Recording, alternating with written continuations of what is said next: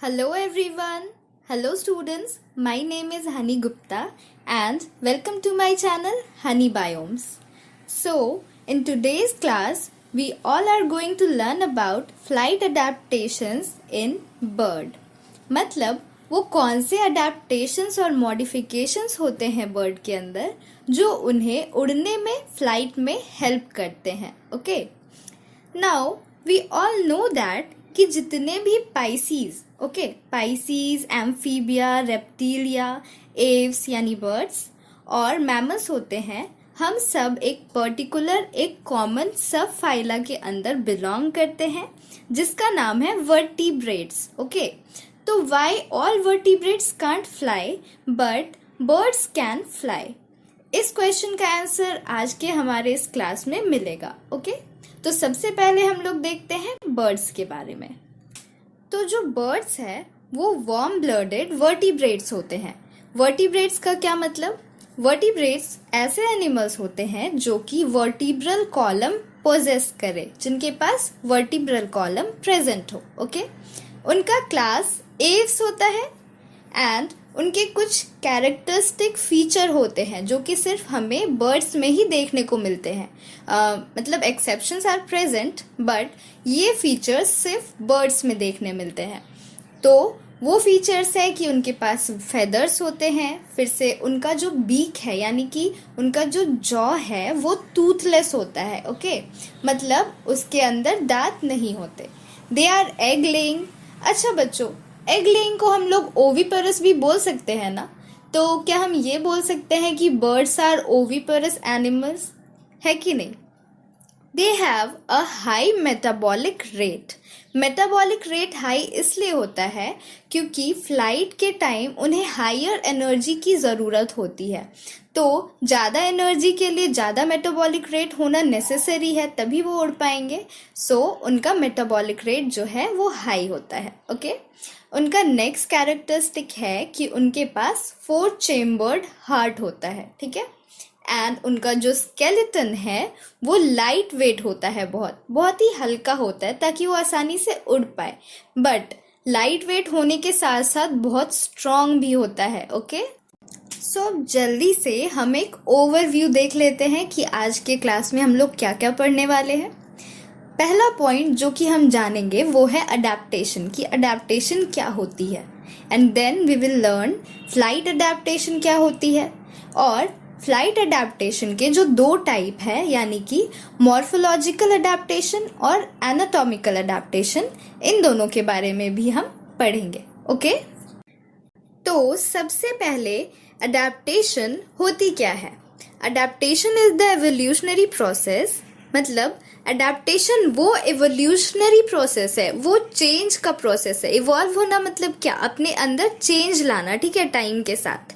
तो वो evolutionary process है जिससे कि एक ऑर्गेनिज्म बेटर होता है. ठीक है, अपने हैबिट और हैबिटेट के अकॉर्डिंग वो अपने आप को एडजस्ट करता है ताकि उसे एक बेटर लाइफ मिले. And further, any alteration in the morphology मतलब structural change, okay? And anatomical change मतलब function में जो change आती है. ठीक है. तो any alteration in the morphology and anatomy by which an organism becomes better fitted to survive. मतलब वो कोई भी चेंज बी इट स्ट्रक्चरल और फंक्शनल जिससे कि एक ऑर्गेनिज्म अपने सर्वाइवल और मल्टीप्लिकेशन मतलब ब्रीडिंग में ज़्यादा बेहतर परफॉर्म करे. ओके. ज़्यादा लाइफ हो, उसके पास ज़्यादा लाइफ स्पैन हो, ज़्यादा रिप्रोड्यूस करे, तो उसे हम क्या कहते हैं कि बेटर फिटेड है अपने एनवायरनमेंट में. ठीक है. अब थर्ड पॉइंट, जैसा कि हमने सेकंड पॉइंट में जाना कि मॉर्फोलॉजिकल और एनाटॉमिकल चेंजेस आते हैं अडेप्टेशन के दौरान, तो वही हमने लिखा है सिंपल वर्ड्स में कि alteration in structure and function of an organism is called adaptation. Okay. Now we will see flight adaptations क्या है. फ्लाइट अडेप्टेशन वो अडेप्टेशन है जो कि इनेबल करते हैं एक ऑर्गेनिज्म को, मतलब एक ऑर्गेनिज्म को हेल्प करते हैं उनके फ्लाइट में वो सारे फीचर्स जिसके कारण एक ऑर्गेनिज्म उड़ सकता है, उसे हम कहते हैं flight adaptation. So students, now flight adaptation is of two types, morphological and anatomical adaptation. Okay, morphological adaptation क्या है? Morphological adaptation is a structural change. ये structure में change, मतलब जैसे wings होते हैं, राइट, विंग्स होते हैं ना बर्ड के, तो वो स्ट्रक्चरल चेंज हो गया, तो उसी को हम मॉर्फोलॉजिकल अडेप्टेशन कहते हैं, which gives an organism a greater chance of survival in its habitat. वो उसे greater ability provide करता है जिससे कि वो एक better way में अपने habitat में survive कर पाए. तो स्टूडेंट्स, अब वो कौन सी बेसिक मॉर्फोलॉजिकल फ्लाइट अडेप्टेशन है जो कि एक बर्ड एग्जिबिट करती है? सबसे पहला है हमारा body mass and compact body. एक बर्ड तभी फ्लाइट कर पाती है जब उसका बॉडी वेट बहुत कम हो एंड कॉम्पैक्ट बॉडी स्ट्रक्चर हो, ताकि वो एयर रेजिस्टेंस को टैकल कर पाए. Okay, and our second point is कि 4 लिम्स, यानी उसके जो आगे के लिम्स होते हैं, जैसे हमारे हाथ है उसे 4 लिम्स कहते हैं, वो उनके मॉडिफाइड होते हैं विंग्स में. थर्ड, कि उनके पूरे बॉडी पे फेदर्स होते हैं. फोर्थ, कि उनका बॉडी जो है वो स्ट्रीमलाइंड और स्पिंडल शेप्ड होता है. उनका जो नेक है और हेड है वो मोबाइल होता है, जो कि टेक ऑफ के टाइम यानी फ्लाइट के टाइम एंड लैंडिंग के टाइम उनकी बहुत मदद करता है ये फीचर. उनका जो मूवमेंट है वो बाईपीडल है. They have a bipedal locomotion type. Okay, मतलब वो अपने 2 पैरों पे चलते हैं, बाकी एनिमल्स की तरह 4 पैरों पे नहीं चलते. ओके, एंड उनका जो लास्ट फीचर है वो है पर्चिंग. ये भी उन्हें फ्लाइट में बहुत ज़्यादा हेल्प करता है. और उनका शॉर्ट टेल जो होता है, मतलब उसे हम रेक्ट्रेसेस भी कहते हैं, जो कि उन्हें डायरेक्शन चेंज करने में हेल्प करता है फ्लाइट के time. Now we will discuss each and every point separately. तो सबसे पहला हमारा था body mass and compact body type. The body of a bird is compact. जैसे कि आपने देखा होगा कि जो बर्ड की नेक एंड हेड होती है बहुत ही छोटी होती है, एंड ऑल्सो उनका जो टेल होता है वो भी कुछ खास बड़ा नहीं होता, बस बीच वाला जो पोर्शन है वो, यानी कि उनका बॉडी पार्ट जो होता है वो होता है थोड़ा ब्रॉड होता है, क्योंकि वो ऑर्गन वहाँ पे एग्जिस्ट करते हैं, तो उसे एक रूम देने के लिए, ऑर्गन्स को रूम देने के लिए वो पार्ट थोड़ा ब्रॉड होता है. बट एक बर्ड में अगर हम देखें तो हमारे जैसे हैंड्स एंड लेग्स बड़े बड़े हैं, वैसे बर्ड्स में नहीं होते. बर्ड्स में सारे फीचर अकॉर्डिंगली वहाँ पर डेवलप्ड होते हैं. सारे फीचर्स ऐसे ही बने होते हैं ताकि वो हेल्प करे उसके फ्लाइट में. छोटे पैर होते हैं क्योंकि अब बर्ड्स को दौड़ना तो नहीं है, लाइक अगर कोई रन वाला सिचुएशन हो तो वो फ्लाई कर जाएंगे डायरेक्ट, राइट, उनको दौड़ना तो नहीं है, इसलिए छोटे छोटे लेग्स होते हैं. तो सिमिलरली और जितने भी फीचर होते हैं सब ऐसे ही बने होते हैं कि उन्हें हेल्प करे, उनके सपोर्ट करे फ्लाइट में. ठीक है. They have a dorsally strong and ventrally heavy body structure. क्यों? क्योंकि डॉर्सल एरिया कौन सा होता है? बैक वाला पोर्शन होता है, राइट. तो डॉर्सल एरिया वो पोर्शन है जो बैक पे है एंड वहीं से ओरिजिन हो रही है विंग्स की. तो विंग्स ही पूरे बॉडी के वेट को कैरी करती है फ्लाइट के time. So it needs to be strong ना, वो स्ट्रांग होगा तभी तो पूरे बॉडी का वेट कैरी कर पाएगा. So they have a dorsally strong body and ventrally heavy. कुछ भी जितने भी ऑर्गन्स होते हैं ना बर्ड के, वो अरेंज्ड होते हैं नीचे के पार्ट में, मतलब वेंट्रल पार्ट में, सो दैट वो हिंड्रेंस क्रिएट ना करे जब फ्लाइट हो एक बर्ड की. ऊपर का बॉडी पार्ट उनका हल्का और स्ट्रॉन्ग होता है एंड नीचे का body part soft and heavy होता है, क्योंकि वो ऑर्गन्स कंटेन करता है जो नीचे का पार्ट होता है. And this maintains equilibrium in air. ये क्या करता है, हेल्प करता है इक्विलिब्रियम प्रोवाइड करने में। ऊपर हैवी रहेगा तो लाइक बैलेंस बिगड़ जाएगा ना, एंड ऊपर हैवी रहेगा तो वो फ्लाइट के लिए भी कन्वीनियंट नहीं है। सो नीचे हैवी रहता है, ऊपर स्ट्रांग रहता है, and this provides an equilibrium in air during flight. Their wings are attach to the thorax. देखिए अब थॉरेक्स कहाँ कौन से एरिया में होते हैं, नेक वाले एरिया में होते हैं, राइट। तो ओरिजिन जो विंग के होती है वो नेक वाले एरिया से ही स्टार्ट होता है, और एंड कहाँ तक होता है, नीचे तक, टेल के थोड़ा ऊपर तक, जैसा कि आप पिक्चर में देख सकते हो। तो थोरैसिक एरिया से स्टार्ट होते हुए हमारा विंग नीचे तक जाता है। तो ये अटैच्ड होता है, डॉर्सली अटैच्ड होता है हमारा wings. And the light organs like lungs and air sacs are positioned high. वो ऊपर होते हैं क्योंकि उससे एक बायोंसी वाली, मतलब वर्चुअल बायोंसी प्रोवाइड करती है वो फ्लाइट के टाइम, जिससे कि बर्ड का ऊपर वाला जो बॉडी पार्ट है वो लाइट हो जाता है, and it provides support in flight. And नीचे वाले जो पार्ट होता है वो हैवी मसल्स को कैरी करता है, मतलब कंसिस्ट करता है। जो हैवी मसल्स होते हैं वो आपके नीचे पार्ट में होते हैं, मतलब सेंट्रली ऑर्गेनाइज्ड होते हैं। सेंटर में जो पोर्शन है ना, centre and below the abdomen, और you can say below the organs, and together all this provides a light body mass and compact body type to birds. So moving on to our second adaptation in birds, which is four limbs modified into wings. मतलब जो four limbs होते हैं ना human में, जो कि hand के form में होता है, एंड अदर एनिमल्स में भी आपको वो हैंड के फॉर्म में देखने को मिलता है, वो ही चीज़ फोर लिम्स हमें बर्ड्स में विंग के फॉर्म में देखने को मिलता है, so that to support the flight of a bird. ठीक है, अब wings are the only organ of flight. Wings are the only organ of flight. यहाँ पर हमने ऐसा क्यों बोला, मतलब पहले वाले स्लाइड्स में तो हमने देखा ना कि बहुत सारे मॉडिफिकेशंस होते हैं, लाइक फेदर्स प्रेजेंट होते हैं उनके बॉडी पे, या फिर उनका लाइट वेट होता है, स्पिंडल शेप बॉडी होते हैं, एक्सेट्रा एक्सेट्रा, और भी बहुत सारे मॉडिफिकेशंस होते हैं, राइट। तो यहाँ पर ये क्यों लिखा हमने कि this is the only organ of flight? Can anyone say? Okay, I will tell you with the help of an example।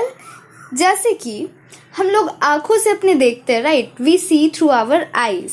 तो ऐसा तो नहीं है ना कि सिर्फ आईज होगा तो हम लोग केपेबल होंगे देखने के, नहीं ना। We need optic nerves and then our brain to receive the message.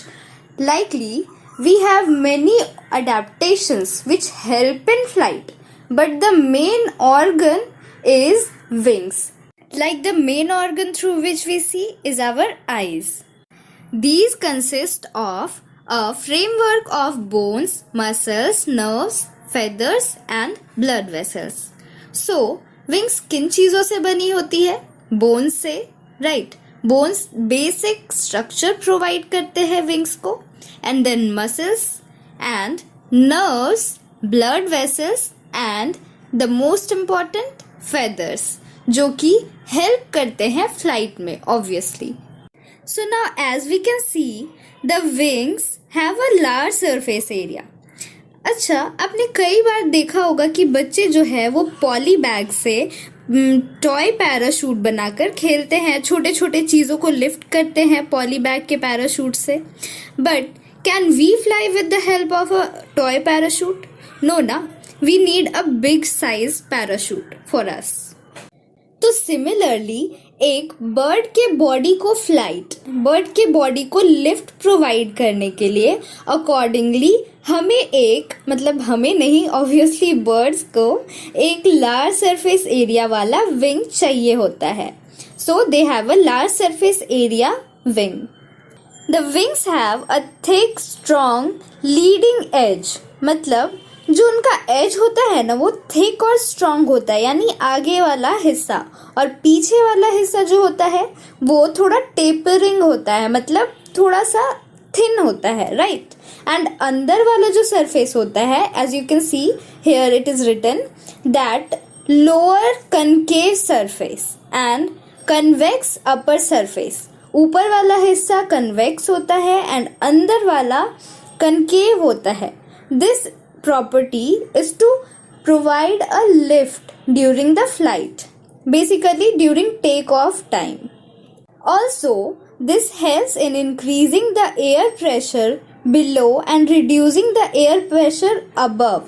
मतलब नीचे का जो एयर प्रेशर है ना, विंग्स के नीचे का एयर प्रेशर ज़्यादा हो जाता है.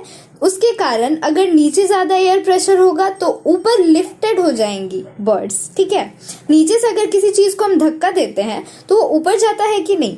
तो उसी तरह अगर विंग्स के नीचे ज़्यादा प्रेशर क्रिएट होगा तो ऊपर जाएंगी बर्ड्स. सो ये फीचर इसलिए प्रोवाइडेड होता है, ये कनकेव कन्वेक्स वाला, ताकि बर्ड्स को एक प्रॉपर लिफ्ट मिल सके. एंड नॉट ओनली अपवर्ड्स, मतलब ये सिर्फ लिफ्ट प्रोवाइड नहीं करता कि हाँ ऊपर जा रही है बर्ड्स, इससे फॉरवर्ड डायरेक्शन में जो मूवमेंट होता है ना, उसमें भी हेल्प मिलता है बर्ड्स को. So our next adaptation feature is body covered with feathers. मतलब जो बर्ड्स की बॉडी होती है वो पूरे तरीके से फेदर्स से कवर्ड होती है. Right, the feather are smooth, directed backwards and closely fitted.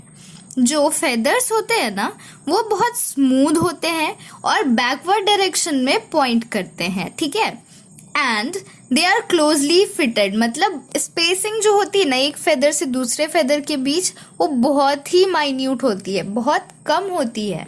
ठीक है, and this makes the body streamlined and also reduces friction during flight. मतलब कि ये बॉडी को स्ट्रीमलाइन बनाने में हेल्प करती है. जो फेदर्स से कवर्ड होती है ना, फेदर्स जो डायरेक्टेड होती है बैकवर्ड्स एंड क्लोजली फिटेड होती है, this thing makes the body streamlined. Okay, and reduces friction during flight. Friction जो एयर के कारण प्रोड्यूस होता है ना, वो एयर फ्रिक्शन को रिड्यूस करती है ये feathers. Also, it lightens the body weight and protects it from the effect of environmental temperature.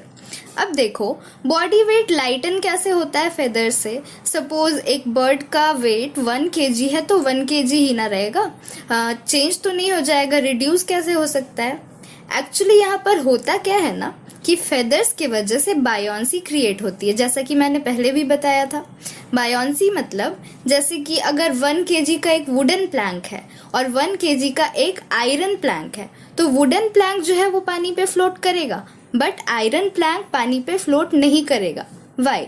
Wait तो सेम ही है दोनों का. This happens because of the factor buoyancy.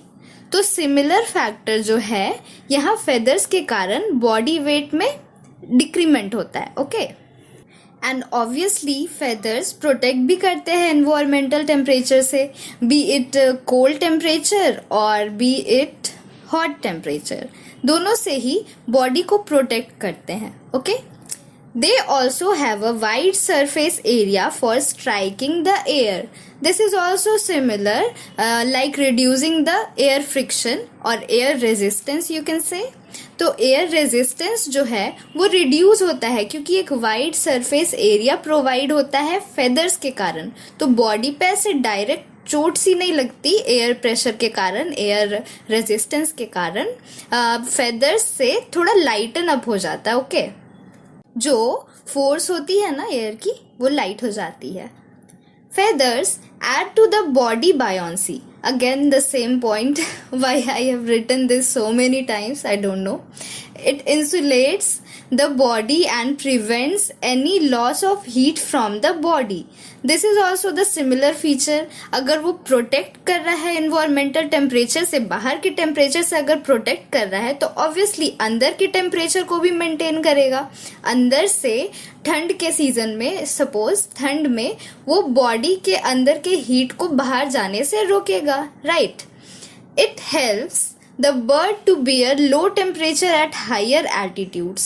जो हायर एल्टीट्यूड होते हैं वहाँ पे जो लो टेम्परेचर होता है उसे मेंटेन करने में हेल्प करता है, बॉडी टेम्परेचर को मेंटेन करने में हेल्प करता है फेदर. अच्छा, one thing I want to mention here. I write the same points 2-3 times in different manner so that you can understand the concepts easily. This is for you. अगर आपको एक तरह से नहीं समझ आती तो आप उसे दूसरे तरह से समझ सकते हो, राइट? आपको याद करने में भी आसानी होगी, इसलिए मैं एक पॉइंट को 2-3 बार लिखती हूँ. चलो, our next feature is streamline body.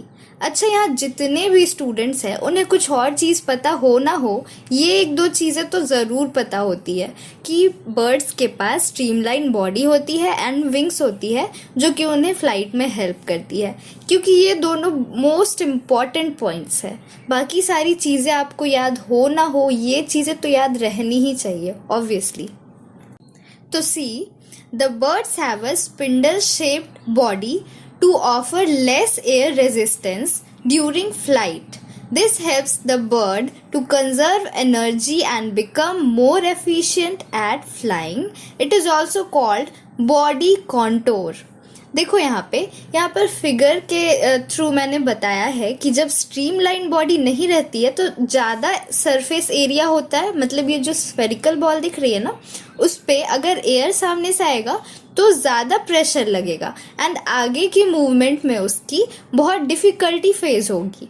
So birds का एक स्ट्रीमलाइन शेप्ड होता है ताकि उन्हें कम डिफ़िकल्टी का फेस करना पड़े एयर रेजिस्टेंस के कारण. This is called an efficient body structure, be it for flying or for swimming. आपने देखा होगा कि फिशेज में भी एक स्ट्रीमलाइन बॉडी स्ट्रक्चर होती है, राइट? स्ट्रीमलाइन शेप फिशेज का भी होता है. वो क्यों? क्योंकि उन्हें भी रेजिस्टेंस को टैकल करना होता है, बट एयर रेजिस्टेंस नहीं, water resistance. In this case water resistance. तो इसे एक एफिशिएंट शेप माना जाता है ताकि वो रेजिस्टेंस को टैकल करने में हेल्प करे. Now, mobile neck and head. The birds have a long and flexible neck which helps in the movement of head, important for various functions. मतलब जो बर्ड्स की नेक होती है ना, वो बहुत ही फ्लेक्सिबल और मोबाइल होती है. मोबाइल का मतलब यहाँ पर कि वो किसी भी डायरेक्शन में बहुत इजीली अपने नेक के हेल्प से अपने हेड को टर्न कर सकते हैं. अब ये बहुत ही इम्पॉर्टेंट होती है वेरियस फंक्शंस में. वेरियस फंक्शंस आर कि जब फ्लाइट के टाइम वो स्ट्रेट डायरेक्शन में उड़ रहे हैं, तब अगर उन्हें अपना डायरेक्शन चेंज करना है, फ्लाइट का डायरेक्शन, तो अपने वो हेड को नेक के हेल्प से टर्न करेंगे. And this is why mobile neck is very significant. Also it is very helpful while the taking off process. मतलब फ्लाइट के स्टार्टिंग में जब टेक ऑफ करना होता है बर्ड को, then also the neck plays a very important role. And while landing, flight के end में भी नेक एक बहुत ही इम्पॉर्टेंट रोल प्ले करता है. अब ये सिर्फ take off, flight and landing के टाइम नहीं हेल्प करता, ये और भी बहुत सारे चीज़ों में हेल्प करता है, जैसे कि फीडिंग में. फीडिंग के टाइम जब उन्हें ग्रेन्स या फिर इंसेक्ट्स को पिक करना होता है अपने हॉर्नी बीक के थ्रू, तो अपने नेक के ही हेल्प से ना वो सर ऊपर नीचे करेंगे. Next adaptation is bipedal locomotion. इस टॉपिक पे ना बहुत सारे स्टूडेंट्स को थोड़ा कन्फ्यूज़न होता है कि आखिर चलने का मतलब बाइपीडल लोकोमोशन का फ्लाइट से, विंग से क्या रिलेशन हो सकता है. सो सबसे पहले मैं आपको ये बताती हूँ कि बाइपीडलिज्म या बाइपीडल लोकोमोशन होती क्या चीज़ है. तो bipedalism is a form of terrestrial locomotion. Terrestrial मतलब ज़मीन पे चलने का एक ऐसा फॉर्म है बाइपीडलिज्म जिसमें कि एक ऑर्गेनिज्म अपने 2 पैरों पे चलता है, रियर लिम्स पे, मतलब पीछे वाले लिम्स पे चलता है. इसे कहते हैं हम बाइपीडलिज्म. नाम में ही दिख रहा होगा ना, बाई मतलब 2 और पीडल मतलब ऐसे हम लोग रिलेट कर सकते हैं, पैर, 2 पैरों से चलते हैं, राइट. हमने देखा है बहुत सारे मैमल्स जैसे cause and dogs and cats, वो सब अपने 4 पैरों पे चलते हैं, 4 लिम्स से. बट बर्ड जो है वो 2 से चलती है. This helps in the flight. ठीक है, कैसे हेल्प करता है? अब ये 2 पैरों से अगर 4 पैरों से चल रहे होते बर्ड्स, तो वो उड़ते कैसे? मतलब अपने विंग से कैसे चलेंगे ऑब्वियसली. तो इसलिए उनके पास एक बाइपीडल फॉर्म होता है जिससे वो चलते हैं। तो जो एंटीरियर पार्ट यानी कि जो अगला हिस्सा होता है बॉडी का जहाँ पर लेग्स लोकेटेड होती हैं, that anterior part of the body of a bird helps in taking off and also while landing. तो वो लैंड करने में और टेक ऑफ करने के टाइम बहुत ही ज़्यादा हेल्प करती है। पैर के हेल्प से ही ना वो लैंड करते हैं। एंड देन वो लोकोमोशन में भी बहुत ज़्यादा हेल्प करती है। तो वो दो पैर जो होते हैं वो ऑब्वियसली पैर से ही चलते हैं, आपने तो देखा ही होगा बर्ड्स को चलते हुए। And this movement is called bipedal movement. और जो बर्ड्स के छोटे छोटे पैर होते हैं ना, बॉडी के कंपैरिजन में कितने छोटे होते हैं, बहुत छोटे होते हैं, but still they can support their entire body weight. उनका पूरा बॉडी वेट वो अकेले हैंडल कर लेते हैं। Now perching. When a bird sits on a branch of a tree, its toes wrap around the twig. तो जैसा कि आप इस इमेज में देख सकते हैं कि इस बर्ड ने ट्विग के अराउंड या ब्रांच कह सकते हैं, स्मॉल ब्रांच, उसके अराउंड अपने टोज को ऐसे रैप करके रखा है, पकड़ के रखा है। And this is called perching. इसे ही पर्चिंग कहते हैं। तो मसल्स जो होती है ना उनके टोज की, वो इतने वेल डेवलप्ड होती है कि वो सो भी सकते हैं इस पोजीशन में, मतलब खड़े खड़े ब्रांच को ऐसे पकड़ के सो सकते हैं। This is called perching. ठीक है। अब देखो शॉर्ट टेल्स। जो बर्ड्स होती है उनके शॉर्ट टेल्स होते हैं जो कि डायरेक्शन चेंज करने में, देखो स्टीयरिंग, लिफ्टिंग, बैलेंसिंग, बहुत सारे चीज़ों में हेल्प करती है। पर्चिंग में भी हेल्प करती है क्योंकि पर्चिंग में बैलेंस तो चाहिए होगा ना। अगर वो सो जाते हैं तो बैलेंस अगर बिगड़ेगा तो गिर भी सकते हैं। सो बहुत ही ज़्यादा हेल्पफुल होता है उनका ये शॉर्ट टेल बैलेंस के लिए, स्टीयरिंग, लिफ्टिंग एक्सेट्रा। ठीक है। अब देखो जो शॉर्ट टेल है ना वो बियर करते हैं क्या, long feathers. Long feathers bear करते हैं जिनको रेक्ट्रेसेस कहा जाता है। वो स्प्रेड करते हैं फैन की तरफ लाइट के time and functions as a rudder. Rudder मतलब डायरेक्शन चेंज करने वाला, जो आपने बोट्स में देखा होगा ना, बोट में, नाव में रहता है, चेंज करता है जो डायरेक्शन, उसी तरह ये उनके रेक्ट्रेसेस भी काम करते हैं। सो यहाँ पे मैंने इस डायग्राम में डिपिक्ट किया है कि कौन कौन से main types of feathers present होते हैं एक बर्ड के पास। सबसे पहले फ्लाइट फेदर्स जो कि विंग्स में होते हैं, उन्हें रिमाइजेस कहते हैं। वो 3 तरह के होते हैं, आउटर एरिया में primaries and then middle portion में सेकेंडरीज एंड अंदर उसके लास्ट में टर्शियरीज। और जो टेल के फेदर होते हैं, शॉर्ट टेल के फेदर्स, उसको कहते हैं रेक्ट्रेसेस। ओके। एंड अब हमने सारी मॉर्फोलॉजिकल अडेप्टेशंस बर्ड्स की जान ली है। So we will move on to anatomical adaptations in birds. Let's just take a quick overview of कौन कौन सी एनाटॉमिकल अडेप्टेशंस बर्ड के अंदर होती है। सबसे पहले flight muscles, then light and rigid endoskeleton, फिर warm blooded, respiratory system, digestive system, circulatory system and last but not the least excretory system. इन सभी के बारे में हम पढ़ेंगे।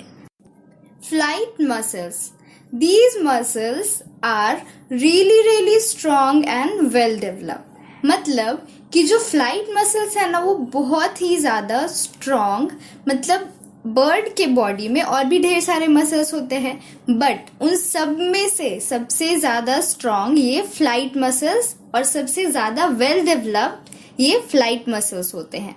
And the action of the flight, मतलब उड़ने का जो एक्शन है बर्ड्स का, वो इन्हीं वेल डेवलप्ड मसल्स से कंट्रोल किया जाता है। ओके। अब ये जो मसल्स है ना इतने डेंस होते हैं, मतलब स्ट्रॉन्ग है तो डेंस भी होंगे ही, तो उसके कारण इनका जो वेट है वो बहुत ही ज्यादा होता है। और बर्ड के इंटायर बॉडी वेट का, मतलब अगर एक बर्ड 6 kg की है ना, तो ये जो मसल्स है, these muscles alone would weigh about 1 kg। इतना ज्यादा उनका वेट होता है, मतलब 1/6 of the entire bird's body weight. The flight muscles are striated muscle. We all know there are 2 types of muscles ना, smooth muscle and straighted muscles। तो ये जो फ्लाइट मसल्स है वो स्ट्रेटेड मसल्स के अंदर लाई करते हैं। ठीक है। The muscles on the wings are really large. ये जो विंग्स पे जो मसल्स होते हैं वो बहुत ही लार्ज होते हैं. And there are basically two types of flight muscles. First is pectoralis. Pectoralis जो है वो पुल करता है विंग को डाउनवर्ड्स. ठीक है, जब ऐसे फ्लैप करते हैं ना बर्ड्स ऊपर नीचे अपने विंग को, तो जब डाउनवर्ड पुल करना होता है there comes the part of pectoralis. Okay. And second है सुपराकोराकोइडस. तो सुपराकोराकोइडस का क्या है फंक्शन? वो ऊपर पुल करता है विंग्स को. And there are some secondary muscles और you can say supportive muscles जो कि इन मेन मसल्स यानी कि पेक्टोरालिस एंड सुपराकोराकोइड्स की हेल्प करती है फ्लाइट के दौरान फंक्शनिंग में. Okay. Now the second anatomical adaptation in birds, which is their light and rigid endoskeleton. The birds have a very stout and light skeleton. जो birds है उनका जो skeleton होता है ना वो बहुत ही ज़्यादा stout मतलब बहुत ही ज़्यादा rigid और you can call it strong. तो बहुत ही ज़्यादा rigid and strong होता है. और ऐसा नहीं है कि अगर बहुत ही ज़्यादा रिजिड एंड स्ट्रॉन्ग है तो वो बहुत ही ज़्यादा हैवी होगा जो कि हिंड्रेंस क्रिएट करेगा उनके फ्लाइट में. नहीं, वो स्ट्रॉन्ग होने के साथ साथ बहुत ही ज़्यादा लाइट वेट भी होता है. तो जो बोन्स होती है वो स्ट्रॉन्ग और लाइट वेट दोनों एक साथ कैसे हो सकती है? So here the answer. Bone जो होती है वो अंदर से तो हॉलो होती है. हॉलो क्यों होती है? You can see here in the diagram कि उनके अंदर बहुत ही बड़े बड़े यानी लार्ज एयर पॉकेट्स प्रेजेंट है. You can call it air sacs. तो उनका बोन जो होता है वो हॉलो होता है. And for rigidity they are provided a secondary plastering. तो उनके बोन्स के ऊपर एक कवरिंग होती है, प्लास्टरिंग जिसको बोला गया है. तो उसके कारण यहाँ पर उनकी बोन्स की रिजिडिटी इंक्रीज हो रही है. मतलब बोन्स स्ट्रॉन्ग भी हो रहे हैं, साथ ही साथ अंदर से हॉलो है तो इसलिए लाइट वेट भी है. उनके बहुत सारे बोन्स जो होते हैं वो फ्यूज्ड होते हैं. ये क्यों होता है? क्योंकि फ्यूज्ड होने से देखो गैपिंग जो है वो डिक्रीज होगी and which all over will decrease the weight of their body. ठीक है. और उनके बोन्स के अंदर बोन मैरो भी एब्सेंट होता है. जैसे यहाँ पर ह्यूमन बोन के अंदर आप देख सकते हैं ना डेंसिटी ज़्यादा है एंड बोन मैरो भी फिल्ड है. बट यहाँ पर बर्ड्स का जो बोन है वो बिल्कुल ही खाली है और डेंसिटी बहुत ही कम है. इसके कारण उनका लाइट वेट बोन होता है. बर्ड्स जो है दे लैक टीथ. मतलब उनके बीक में टीथ प्रेजेंट नहीं होती. And their thoracic vertebrae are fused. जो 7 thoracic vertebrae होती है ना हम ह्यूमंस में वो चीज़ अलग अलग होती है. मतलब अटैच तो होती है, एक साथ स्टैक्ड होती है बट फ्यूज नहीं होती. Right. But in the case of birds these thoracic vertebrae are fused except for the last one. अब देखो यहाँ पे लास्ट वन जो होती है, लास्ट वाली thoracic vertebrae वो फ्यूज नहीं होती है बाकियों के साथ. क्यों नहीं होती? क्योंकि आपको याद होगा हमने पहले वाले स्लाइड्स में पढ़ा था एक जगह कि जो विंग का स्टार्टिंग होता है मतलब विंग का अटैचमेंट होता है वो लास्ट वाले थोरैसिक वर्टिब्रे से होता है. Right, if you remember. तो इसलिए उसका एक रोल होता है, मतलब बहुत ही एसेंशियल रोल होता है विंग्स के एक्शन में. Now the birds are warm blooded. Birds का जो टेम्परेचर होता है बॉडी का, the temperature of the body of a bird remains high and does not change with the change in the environment. मतलब जैसे हम ह्यूमंस अपना बॉडी टेम्परेचर मेंटेन करते हैं ना, ठंड के टाइम में भी सेम बॉडी टेम्परेचर होता है एंड देन समर्स के टाइम में भी थोड़ा एक दो ऊपर नीचे होता है बट सेम होता है, कांस्टेंट होता है. राइट. वैसे ही बर्ड्स भी अपना मेंटेन करती है एनवायरनमेंट के साथ साथ, उनका बॉडी टेम्परेचर चेंज नहीं होता. एंड दिस अडेप्टेशन और दिस फीचर यू कैन से फैसिलिटेट्स, उनका हेल्प करता है बर्ड्स का फ्लाई करने में एट हायर ऑल्टीट्यूड्स. जब वो हायर ऑल्टीट्यूड्स पे उड़ती है, फ्लाई करती है, तब ये बहुत ही ज़्यादा हेल्पफुल होती है उनके लिए। Their digestive system have a very high rate of metabolism. Birds का जो डाइजेस्टिव सिस्टम होता है उसका मेटाबॉलिज्म रेट बहुत ही ज़्यादा हाई होता है। ओके, वो क्यों? क्योंकि जब फ्लाइट के टाइम रैपिड मूवमेंट होता है ना विंग्स का, तो जो फ्लाइट मसल्स होती है, मतलब स्पेशली फ्लाइट मसल्स, उनकी जो एनर्जी रिक्वायरमेंट होती है वो बहुत ही ज़्यादा होती है। एंड उस एनर्जी रिक्वायरमेंट को फुलफिल करने के लिए डाइजेस्टिव सिस्टम का मेटाबॉलिज्म रेट जो होता है बहुत ही हाई होता है। ओके, तो जो फूड है वो रैपिडली डाइजेस्ट होता है। यहाँ पे उनके डाइजेस्टिव सिस्टम में बहुत ही ज़्यादा रैपिड डाइजेशन होता है perform, and the length of the rectum is reduced because of the minimum undigested waste. हमारे बॉडी में जैसे कि बहुत ही ज़्यादा वेस्ट फॉर्मेशन होता है ना स्टूल के फॉर्म में, बट हेयर इन बर्ड्स बहुत ही ज़्यादा रिड्यूस क्वांटिटी या फिर बहुत ही ज़्यादा मिनिमम अनडाइजेस्टेड वेस्ट का फॉर्मेशन होता है। एंड इसी कारण से रेक्टम का जो साइज होता है रिड्यूस्ड होता है, and also they lack gall bladder. तो all these together reduces the weight of the bird. ठीक है। Now their respiratory system. The respiratory system of birds is designed in such a manner that the food is oxidized rapidly. मतलब जो respiratory system होती है ना birds की, वो बहुत ही ज़्यादा एफिशिएंट होती है। वो इस तरह से डिज़ाइंड होती है कि उसके अंदर फूड का ऑक्सीडेशन बहुत ही रैपिड मैनर में होता है, मतलब बहुत ही स्पीड या फिर आप तेज़ी से भी कह सकते हैं, बहुत ही ज़्यादा जल्दी फूड जो उसमें है ऑक्सीडाइज होती है। And a large amount of energy is liberated. तो इस हायर रेट के कारण, higher rate of oxidation of food, इसके कारण एनर्जी जो है वो बहुत ही लार्ज अमाउंट में, बड़े अमाउंट में प्रोड्यूस होती है। अब जो मेटाबॉलिज्म रेट है बर्ड्स का वो बहुत ही हायर होता है, जैसा कि हमने पहले भी पढ़ा है। तो उसके कारण ऑक्सीजन मॉलिक्यूल्स जो है ना वो बहुत ही लार्जर अमाउंट में रिक्वायर्ड होती है। बॉडी जो है वो बहुत सारी ऑक्सीजन मॉलिक्यूल्स मांगती है, ठीक है, उन्हें चाहिए होता है। तो इस हायर ऑक्सीजन मॉलिक्यूल की जो नीड होती है ना, रिक्वायरमेंट, उसको फुलफिल करने के लिए बर्ड्स में ऐसे लंग्स प्रोवाइडेड होते हैं जो कि सेंट्रली लोकेटेड होते हैं, मतलब बीच में एकदम जितने भी ऑर्गन्स है, इंटरनल ऑर्गन्स, उनके बीच का पूरा स्पेस कवर करता है, ताकि सारे ऑर्गन्स को इजीली और लार्ज नंबर ऑफ मॉलिक्यूल्स मिल सके, ऑक्सीजन मॉलिक्यूल्स प्रोवाइड कर सके। ठीक है, अब नेक्स्ट है बर्ड्स का सर्कुलेटरी सिस्टम। जैसा कि हमने पहले भी बहुत बार पढ़ा है कि बर्ड्स का जो मेटाबॉलिज्म रेट होता है वो बहुत ही ज़्यादा हाई होता है, रैपिड होता है। तो इस हायर मेटाबॉलिज्म रेट को मीट करने के लिए, इसके रिक्वायरमेंट को फुलफिल करने के लिए बहुत ही रैपिड, मतलब बहुत ही ज़्यादा अच्छा सप्लाई चाहिए होता है ऑक्सीजन का बर्ड्स को, वो भी ब्लड के द्वारा। ठीक है, तो उसके लिए क्या है ना, बर्ड्स को बहुत ही एफिशिएंट सर्कुलेटरी सिस्टम की ज़रूरत होती है।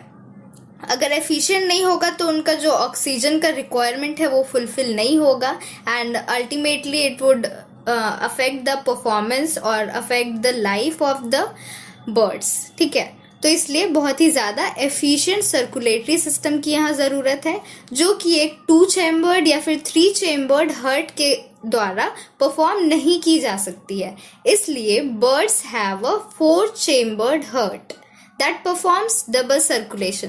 तो जैसे ह्यूमंस में 4 चैम्बर्ड हार्ट होती है, वैसे ही बर्ड्स के पास भी 4 चैम्बर्ड हार्ट होती है और उसमें डबल सर्कुलेशन होता है। डबल सर्कुलेशन कैसे? जो ब्लड है वो पूरे बॉडी के अराउंड 2 साइकिल में मूव करती है। जैसे कि आप यहाँ पर देख सकते हैं, जो डीऑक्सीजनेटेड ब्लड है ना, वो राइट वेंट्रिकल से लंग्स में पंप आउट किया जाता है, एंड देन लंग्स से वो ब्लड ऑक्सीजनेट होके फिर लेफ्ट ऑट्रियम में रिसीव होता है, लेफ्ट ऑट्रियम से वो फिर लेफ्ट वेंट्रिकल में जाता है एंड लेफ्ट वेंट्रिकल जो है ऑक्सीजनेटेड ब्लड को पूरे बॉडी में, पूरे ऑर्गन्स के पास पंप आउट करती है, ठीक है। फिर जब ऑर्गन्स जो है ये ऑक्सीजनेटेड ब्लड को यूज कर लेते हैं तो डीऑक्सीजनेटेड ब्लड वापस से हार्ट में जाती है through right atrium, okay. Right atrium से फिर से ये वेंट्रिकल्स में जाती है, right ventricle, and then the cycle continues and this prevents the mixing of oxygenated and deoxygenated blood. इससे मिक्सिंग नहीं होती ऑक्सीजनेटेड और डीऑक्सीजनेटेड ब्लड के बीच। Also, the birds contain a large amount of hemoglobin in their red blood cells, which helps in the quick aeration of body tissues. जो birds के haemoglobin content है ना रेड ब्लड सेल्स के अंदर, वो बहुत ही ज़्यादा हाई होती है, क्योंकि उन्हें एरेशन की भी तो प्रॉपर ज़रूरत होती है ना। तो एरेशन प्रोवाइड करने के लिए और ऑक्सीजन प्रोवाइड करने के लिए हीमोग्लोबिन कंटेंट बहुत ही हायर होती है। अब लास्टली बर्ड्स का एक्सक्रीटरी सिस्टम।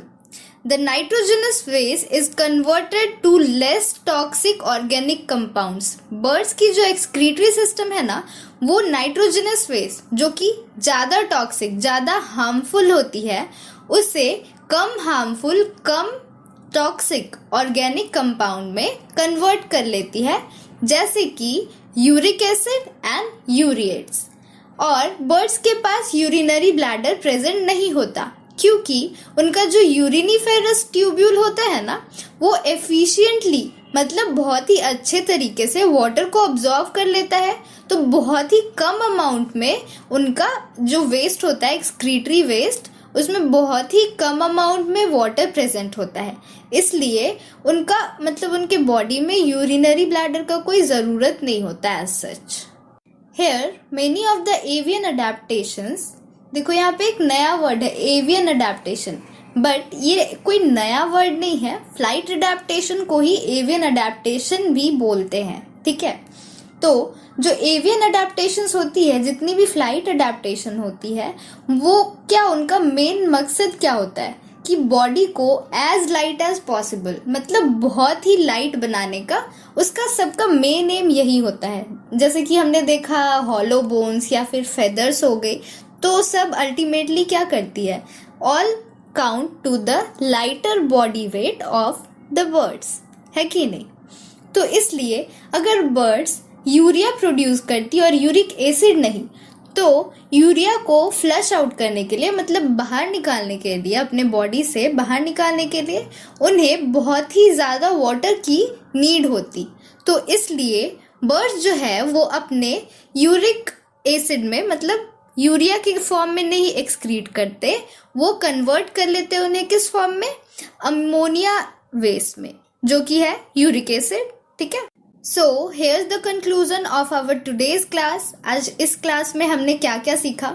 हमने देखा कि कैसे एनाटॉमिकली और मॉर्फोलॉजिकली बर्ड्स जो है वो मैमल्स से और बाकी वर्टिब्रेट्स से डिफरेंट होती है, अलग होती है, और उनमें कौन कौन सी वो अडेप्टेशंस है जिसके कारण वो उड़ पाती है, they are capable for flight. मैं इस वीडियो का एक सीक्वल भी बनाने वाली हूँ, जिसमें कि हम लोग जानेंगे मैकेनिज्म ऑफ फ्लाइट के बारे में और different types of flight in birds. So that's all for today. Thank you for watching and please do subscribe my channel and like this video if you have learned something from this. Thank you.